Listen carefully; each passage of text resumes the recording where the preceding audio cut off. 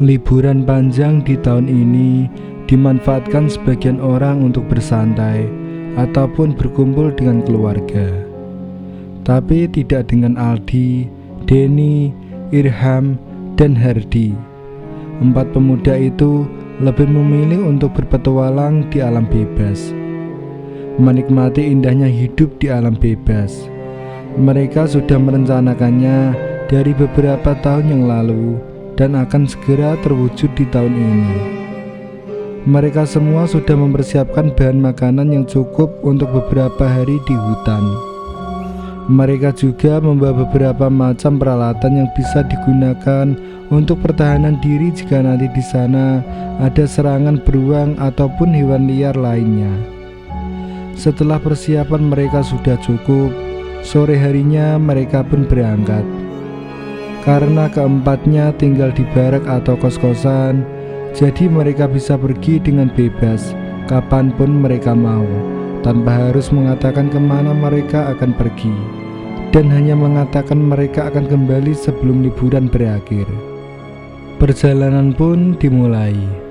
Mereka semua nampak gembira. Jalanan setapak menuju hutan terlihat sangat menantang di mata mereka. Mereka berempat sudah cukup lama menjalin persahabatan, dan sampai sekarang mereka tak pernah bertengkar sekalipun. Mungkin karena hobi dan kebiasaan yang mereka miliki semuanya sama.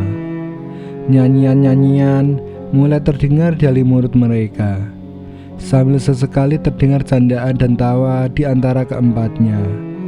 Hingga beberapa saat kemudian jalanan yang mereka lewati mulai terasa licin dan menanjak.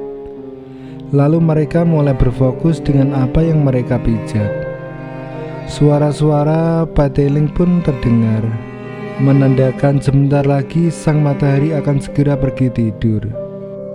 Sesampainya di tempat yang lumayan cukup bagus di dekat sungai kecil, mereka pun mulai membersihkan sekitaran tempat agar bisa membuat tempat tidur gantung yang akan mereka gunakan untuk beristirahat. Setelah selesai, mereka mulai membagi tugas. Aldi dapat tugas mencari air, sedangkan Irham dan Hardi mencari kayu bakar. Sementara Denny menunggu untuk mengerjakan tugasnya, yaitu memasak. Karena air dan kayu bakar belum ada, ia pun memilih untuk duduk-duduk bersandar di bawah pohon sambil mendengarkan musik dari MP3-nya. Hari sudah mulai gelap ketika teman-temannya datang. Setelah menyalakan api, Denny pun mulai memasak nasi. Sementara teman-temannya membuat perangkap agar jika ada binatang-binatang liar yang mendekat akan ketahuan. Singkat cerita, 2 hari telah berlalu dan mereka kini sudah sampai di sebuah tempat yang cukup gelap di tengah-tengah hutan. Awalnya tidak ada yang aneh, sampai ketika mereka berempat mulai bercerita tentang mitos di hutan tersebut yang jarang orang ketahui, bahkan penduduk lokalnya pun tidak ada yang tahu. Seiring berjalannya cerita dari mulut mereka, hawa dingin mulai mengusik ke sela-sela tulang dan suasana mencekam mulai bisa dirasakan. Mata saling bertatapan, namun lagi-lagi hal yang tidak ditanggapi serius oleh keempatnya. Mereka lalu tertawa dan mulai bercanda, lalu tidur. Malam itu gerimis mulai turun, langit sangat gelap kala itu. Sementara mereka lupa membawa terpal untuk atapnya. Mereka mulai takut jika nanti akan kehujanan. Dan tepat tengah malam, hujan yang ditakutkan mereka benar-benar turun dengan sangat deras. Ditambah angin yang sangat kencang, menggoyang-goyangkan pepohonan yang tinggi. Tempat tidur gantung mereka basah. Tas mereka yang berisi pakaian dan bahan makanan juga ikut basah. Hardi yang memiliki ketidaktahanan akan suhu dingin seketika kedinginan dan menggigil, membuat teman-temannya menjadi panik dan khawatir. Mereka bertiga mencoba menghangatkan tubuh Hardi dengan cara saling berpelukan. Namun itu tidak berhasil karena mereka tetap terkena air hujan. Lama-lama tubuh Hardi semakin melemah hingga akhirnya ia tak sadarkan diri. Bertambahlah rasa panik dan khawatirnya mereka bertiga, apalagi di tengah malam seperti itu. Mereka juga tidak menyangka akan turun hujan, padahal musim saat itu sudah memasuki musim kemarau. Penyesalan seketika menyergap perasaan mereka. Hujan masih turun ketika pagi telah tiba, dan Hardi masih tak sadarkan diri.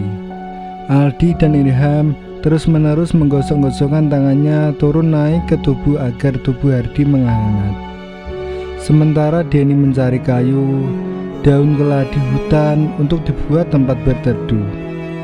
Dan setelah mendapatkan kayu, juga daun keladi hutan, ia langsung membuat lampau kecil yang muat untuk mereka berempat istirahat.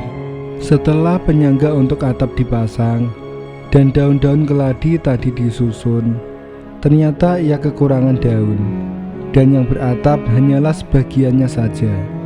Lalu ia langsung bergegas untuk mencari daun keladi lagi. Singkatnya, setelah lampau darurat itu dibuat, matahari mulai memancarkan sinarnya yang hangat. Meski sudah siuman, wajah Hardi masih pucat.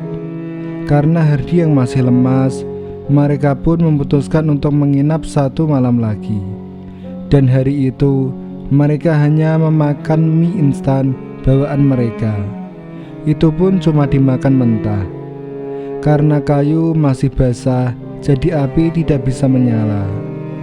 Siang berganti malam, tubuh Hardi semakin melemah. Ketiga temannya bergantian untuk tidur untuk menjaga Hardi.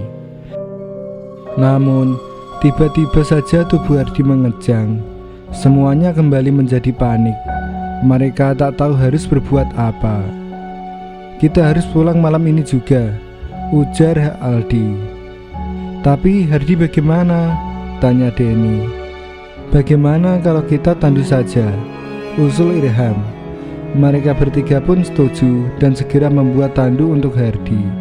Singkatnya, setelah selesai membuat tandu, mereka bertiga lalu memasukkan tubuh Hardi dan membungkusnya. Setelah itu dipasangi ikatan agar tubuhnya tidak jatuh dan lebih aman untuk dibawa. Aldi dan Denny bertugas untuk membawa tandu, sementara Irham membawa semua peralatan mereka. Dan sebagian bahan makanan yang sudah tidak layak makan ditinggalkan begitu saja. Tak terasa malam itu mereka berjalan sudah 3 jam lebih, namun tak kunjung menemukan jalan. Malahan mereka masuk ke semak-semak berduri dan banyak rotan berduri yang menggantung dan menghalangi jalan mereka. Akhirnya mereka pun berbalik arah. Apalagi pada saat itu Guntur dan Petir mulai asik dengan peran mereka masing-masing. Karena tak ingin Hardi kembali kehujanan, akhirnya mereka bertiga memutuskan untuk membuat tenda darurat dari kayu dan dedaunan. Mereka bertiga bekerja sama. Aldi dan Irham berangkat mencari kayu dan dedaunan yang bisa digunakan membuat tenda.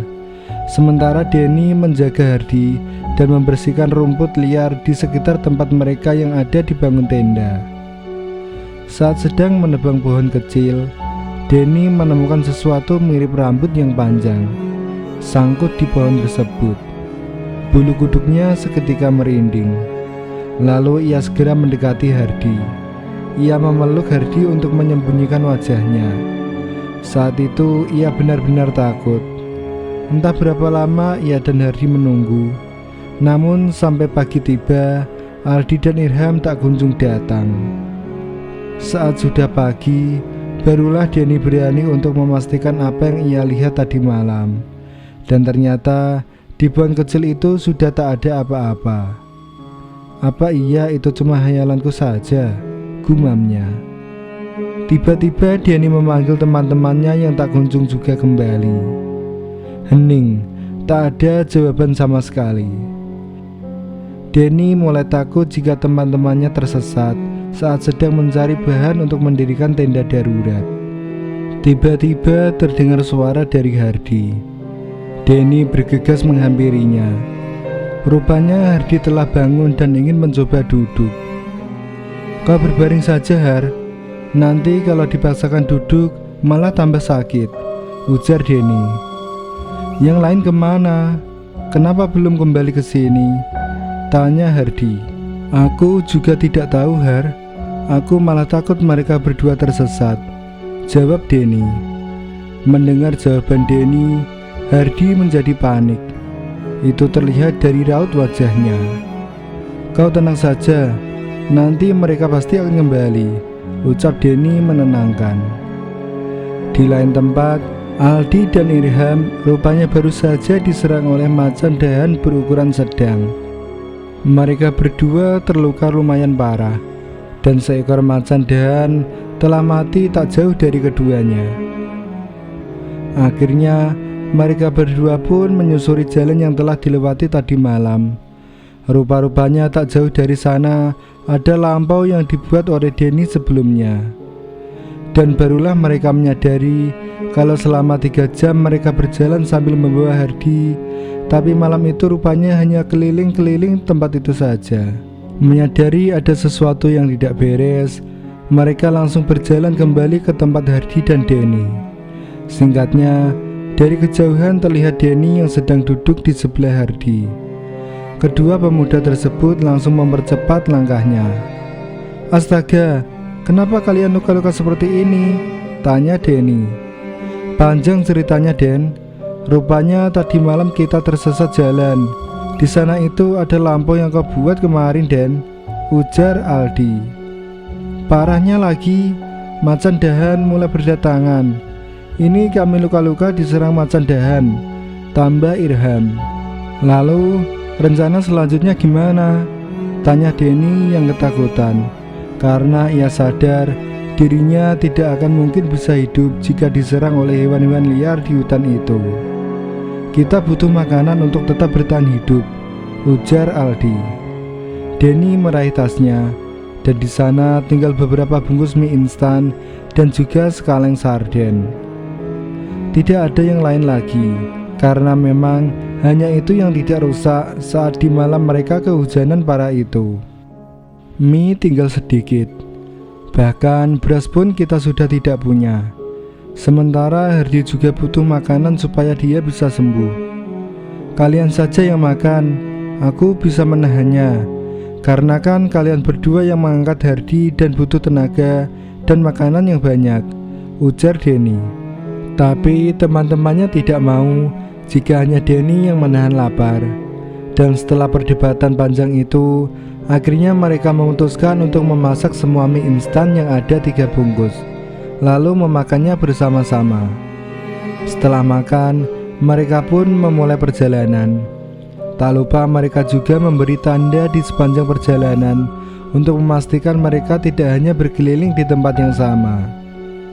Namun buktinya, sampai matahari terbenam pun mereka tetap kembali lagi ke sana. Dan kalaupun berpindah tempat, mereka akan kembali ke tempat di mana terdapat lampau buatan Denny. Sudah seharian kita berjalan, tapi akhirnya kembali lagi ke sini, ujar Denny kesal. Kakiku rasanya sudah tak sanggup lagi melangkah, ucap Aldi. Dan malam itu pun mereka akhirnya beristirahat di lampau yang pernah dibuat Denny, dan menambahkan kayu-kayu untuk setiap dindingnya, agar jika ada hewan buas datang, mereka akan langsung terjaga. Malam itu mereka lalui dengan perut kosong. Saat tiba giliran Aldi untuk berjaga, ia melihat sepasang mata yang menatapnya dari balik pohon. Aldi meraih pisaunya perlahan-lahan. Ia yakin jika yang mengintip dari kejauhan itu pastilah binatang buas penunggu hutan. Namun ternyata saat didekati, nampak seorang wanita dengan rambut yang panjang terurai. Siapa kau ini? Tanya Aldi. Wanita itu hanya diam sambil menatap Aldi. Di sekitar mulutnya nampak noda merah yang entah berasal dari mana. Lalu dengan santai si wanita berjalan pergi meninggalkan Aldi yang masih mematung menunggu jawaban atas pertanyaannya. Aldi kembali ke lampau. Aneh, hanya kata itu yang bisa terucap saat Aldi mengingat kembali si wanita. Singkat cerita, pagi ke-10 mereka masih berada di tengah hutan dan di tempat yang sama. Sementara Hardy sudah mulai membaik. dan bisa kembali berjalan. Pagi-pagi sekali Denny sudah pergi mencari buah-buahan di sekitar tenda mereka, dan ketika ia pulang, ia membawa pisang. Bangkaran atau pisang hutan rasanya kelat, banyak bijinya. Tapi kalau masih muda, enak dibakar atau juga digoreng dengan tepung sajiku. Tumbuhannya juga tidak ada di perkampungan. Bangkaran muda yang dibawa Denny ia letakkan di dekat lampau. Lalu ia menghidupkan api untuk membakar bongkaran muda tersebut. Sementara Aldi dan Irham sedang berusaha mencari jalan untuk pulang. Denny terlihat asik meniup-niup api, tanpa ia sadari bahwa Hardi sudah tidak ada di dalam lampau mereka. Dari kejauhan terdengar suara seorang yang berteriak minta tolong. Denny yang mendengar suara tersebut langsung berdiri dan mengamati di sekitarnya. Sekali lagi suara teriakan kembali terdengar, dan akhirnya Denny memutuskan untuk mencari ke arah sumber suara yang ternyata berasal dari Hardi. Rupanya Hardi baru saja diserang seekor ular piton yang cukup besar. Denny langsung menolong Hardi. Ia mencoba membunuh ular tersebut, dan setelah beberapa saat bergelutan, akhirnya ular itu berhasil dibunuh. "Kau tak apa kan, Har?" tanya Denny sembari menarik tubuh panjang si ular. Hardi mengangguk lemas. Tubuhnya yang baru saja pulih itu langsung terasa lemas setelah dililit ular. Untungnya nasib baik masih berpihak kepadanya. Denny terlihat sangat lahap memakan daging ular, namun tidak dengan ketiga teman-temannya. Mereka masih nampak ragu. Meski itu semua dilakukan karena terpaksa. Mati atau makan, terserah kalian. Yang pasti kalau kita mati di sini, sudah dapat dipastikan tidak akan ada yang menemukan kita, ujar Denny. Perkataan Denny memicu emosi Aldi. Ia langsung berjalan meninggalkan teman-temannya. Malam itu, seperti malam-malam sebelumnya, Aldi kembali bertemu dengan seorang wanita. Ia mulai penasaran, jangan-jangan ada orang suku lain yang tinggal di hutan ini, pikirnya sambil terus mendekati si wanita yang melenggak-lenggok di antara rerumputan. Dada Aldi semakin berdebar saat mencium bau busuk yang menyengat di antara rerumputan. Dan tiba-tiba wanita itu menghilang. Suara tawa terdengar begitu melengking di antara heningnya malam. Aldi bergegas berlari ke arah lampau, karena ia tahu suara itu bukanlah suara manusia, melainkan kuntilanak. Tiba-tiba Aldi terjatuh dan kepalanya terkena akar pohon. Aldi meringis. Dari dahan kayu di atas, seperti ada sesuatu yang berada di sana. Karena merasa terancam, akhirnya Aldi bangun dan langsung melucuti pakaiannya. "Ibuku sebentar lagi akan datang," ujar Aldi gemetar. Lalu terlihat dari kejauhan seseorang keluar dari lampau. "Kau di sana, Kak Al?" tanya suara yang tak lain adalah Irham. "Iya," jawab Aldi. Irham berjalan ke arah Aldi, dan ia sangat kaget ketika melihat Aldi yang sudah polos tanpa sehelai benang pun. "Astaga, kelakuanmu Aldi," bentak Irham. "Ada hihi tadi," jawab Aldi gemetar. "Hihi apa? Kalau bicara itu yang jelas," ujar Irham lalu meninggalkan Aldi yang masih memunguti pakaiannya. Suara tawa tadi sudah menghilang, tinggal ketakutan yang semakin terasa oleh Aldi. Keesokan harinya, mau tak mau mereka harus memakan daging ular lagi. Karena sudah mencoba berburu, namun peralatan yang mereka gunakan tidak memungkinkan untuk bisa menangkap hewan buruan. Aldi masih berbaring saat teman-temannya akan pergi. Wajahnya terlihat pucat dan tubuhnya juga menggigil hebat. "Sudah 10 hari lebih kita di sini. Makanan tidak ada. Peralatan kita semuanya tidak ada yang bisa digunakan untuk menangkap buruan. Apalagi yang akan kita harapkan. Kita harus pergi dari sini. Kita harus menemukan jalan pulang," ujar Irham. "Tapi kita sudah mencoba ke sana kemari mencari jalan. Tapi tetap saja kita akan kembali ke sini lagi," kata Denny. Lalu mau sampai kapan kita di sini?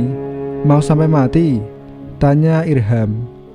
Lalu setelah berdebat, mereka akhirnya menyiapkan segala barang bawaannya untuk mencari jalan. Mereka berempat berjalan ke arah yang berlawanan dan berharap akan bisa menemukan jalan pulang. Di tengah perjalanan, mereka bertemu dengan dua orang anak kecil. Awalnya mereka berempat senang karena mengira anak itu berasal dari sebuah suku yang tinggal di sekitaran hutan. Namun anehnya, anak setiap kali ditanya, anak tersebut selalu tertawa dan mengatakan bahwa ibuku menyiapkan pesta untuk kalian. Aldi yang sudah curiga bahwa ada yang tidak beres, langsung menarik tangan Denny lalu berjalan menjauh dari si anak, diikuti oleh Hardi dan Irham. Jujur, tadi malam, tidak tepatnya sudah beberapa malam, aku melihat seseorang perempuan yang menatap lampau kita dari balik pohon. Tapi saat aku hampiri dan kutanyai, perempuan itu diam saja, lalu menghilang begitu saja. Sampai tadi malam aku juga melihatnya sebelum dia menghilang. Tercium aroma busuk yang menyengat, dan saat aku berbalik mencarinya, aku mendengar suara tawa yang sangat mengerikan. Cerita Aldi. Aku juga pernah mengalami kejadian yang sama, sahut Denny. Mereka berempat kembali saling tatap. Hari ke-20. Aldi sudah terlihat pasrah dengan keadaan. Luka-luka di tubuh mereka sudah sangat banyak. Aku rasa kita akan mati di sini. Hus, jangan berkata seperti itu. Apa? Coba kau pikir. Sudah 20 hari kita di sini. Dan sudah berapa lama kita tidak makan nasi? Apakah kita akan selamat? Kau yakin? Mereka terdiam. Yang dikatakan Aldi memang benar adanya. Mereka hanya memakan buah-buahan hutan dan juga binatang-binatang yang berhasil tertangkap di sana. Mereka benar-benar sudah seperti manusia hutan. Kadangkala hujan siang dan malam. Terpaksa mereka memakan mentah-mentah daging hewan yang belum sempat dimasak. Minum pun hanya mengandalkan air yang terkandung di akar jika mereka tidak bertemu sungai ataupun genangan air. Wajah mereka nampak pucat, lemas, dan kadang bertengkar satu sama lain. Dan selama itu, mereka terus melangkah meski sama sekali tidak menemukan jalan pulang. Mata mereka seolah buta. Entahlah, sesulit itu menemukan jalan keluar. Malam ke-21, angin kencang dan petir yang menyambar-nyambar di atas hutan itu nampak sangat menakutkan. Bahkan beberapa kali pohon-pohon di sana terkena sambaran petir hingga patah. Mereka berempat berlari dan berlari mencari tempat aman. Namun nampaknya seluruh pohon di tempat yang mereka pijak terkena angin. Tiba-tiba saat Aldi melihat ke atas, ia melihat dahan kayu yang sangat besar akan jatuh menimpa ia dan teman-temannya. Aldi mendorong teman-temannya hingga ia lupa akan keselamatannya sendiri.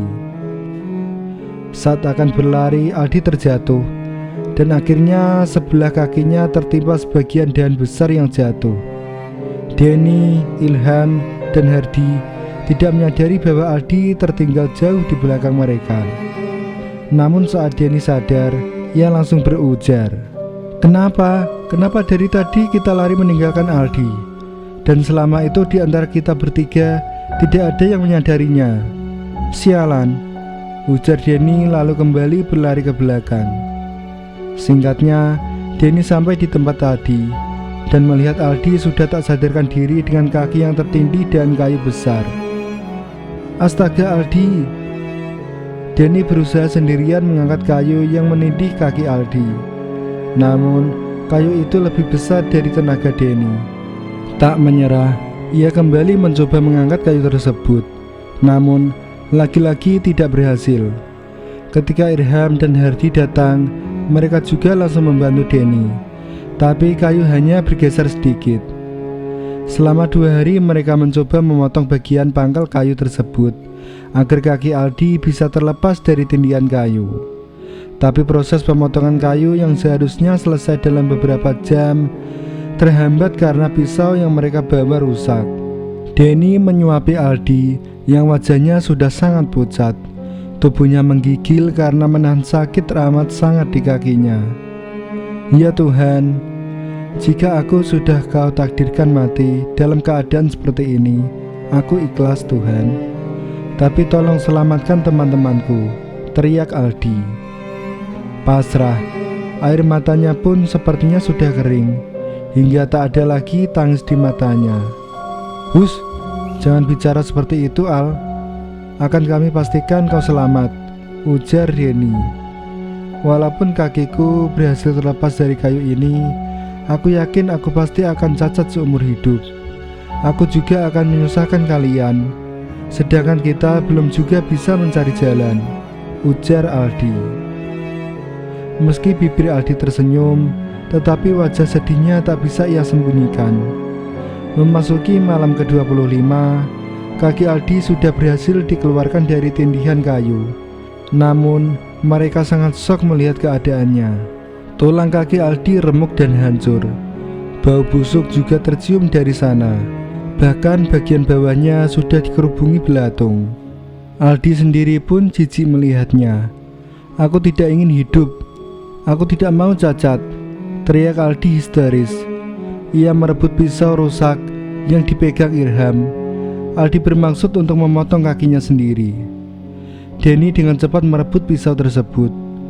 Kau harus tetap hidup untuk orang tuamu, juga kami sahabat-sahabatmu, ucap Denny. Saat mereka semua tertidur, lagi-lagi Aldi melihat sosok wanita. Wanita itu berjalan mendekatinya. Wanita berambut panjang dengan parasnya yang sangat amat cantik, berdiri di depan Aldi. Aku menyukaimu, ucapnya pelan.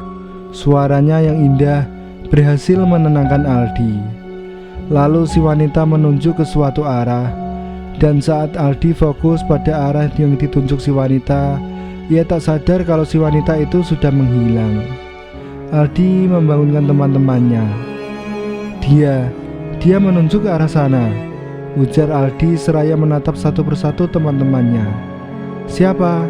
Wanita itu. Gantian teman-temannya yang saling tatap. Dan menjelang pagi, Denny dan Irham pergi memburu binatang-binatang. Mereka berdua tak sengaja menemukan seekor bayi rusa yang sepertinya baru saja dilahirkan oleh si induk. Namun karena kedatangan Denny juga Irham, induk rusa itu meninggalkan anaknya begitu saja. Karena pagi sudah menjelang, akhirnya mau tak mau Denny dan Irham mengambil anak rusa tersebut untuk dijadikan mereka sarapan. Saat akan memotong anak rusa itu, Denny benar-benar tidak tega. Tidak, aku tidak tega membunuh bayi rusa ini, ujar Denny. Tolong, jangan apa-apakan rusa ini, aku mohon. Aku akan pergi mencari makanan lain, lanjut Denny seraya menaruh bayi rusa tersebut di dekat Aldi. Denny sudah berkeliling-keliling, namun hanya mendapatkan buah-buahan. Akhirnya ia memutuskan untuk kembali. Di sana nampak Aldi memberikan bajunya untuk si anak rusa. Setelah sarapan dengan buah-buahan yang dibawa Denny, mereka membuat tandu untuk mengangkut tubuh Aldi. Setelah tandu jadi, mereka memindahkan tubuh Aldi juga si bayi rusa ke tandu. Mereka mengikuti arah yang ditunjuk oleh Aldi. Dan setelah berjalan berjam-jam lamanya, mereka akhirnya sampai ke tempat awal datang. Karena hari sudah hampir malam, mereka memutuskan untuk beristirahat di sana. Wajah keempat sahabat itu nampak sangat bahagia. Mereka tak henti-hentinya mengucap syukur pada Tuhan. Singkat cerita, pagi telah tiba. Mereka berempat langsung melanjutkan perjalanan. Saat sampai di dekat jalan, mereka melihat banyak orang-orang yang mendekati mereka. Akhirnya mereka ditolong dan selamat. Tapi nasib yang kurang beruntung menimpa Aldi. Kakinya diamputasi. Ia sudah tak bisa lagi melakukan aktivitas seperti teman-temannya, selain belajar dari rumah dan bekerja di rumah membuat kerajinan tangan. Ia ditemani bayi rusa yang diberikan Denny. Nampak sudah bisa menjalani hidup seperti itu. Ketiga temannya masih sering berkunjung atau membawanya ke warung dan bermain bersama jika ada waktu.